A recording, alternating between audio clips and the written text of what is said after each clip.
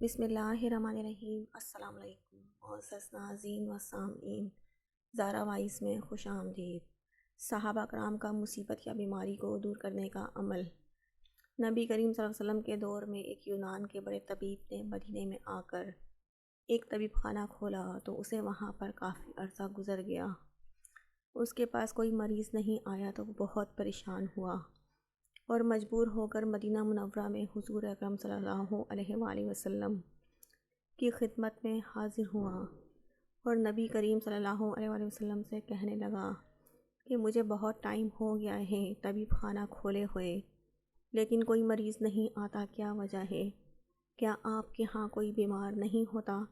تو پیارے نبی کریم صلی اللہ علیہ وآلہ وسلم مسکرانے لگے اور آپ صلی اللہ علیہ وسلم نے فرمایا کہ آپ صحابہ کرام سے خود ہی پوچھ لیجئے۔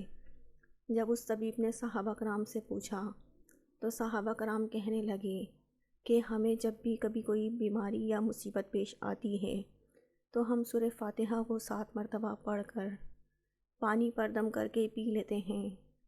الحمدللہ ہمارے سر درد سے لے کر بڑی سے بڑی بیماری اللہ تعالیٰ ہمیں شفا عطا فرما دیتے ہیں۔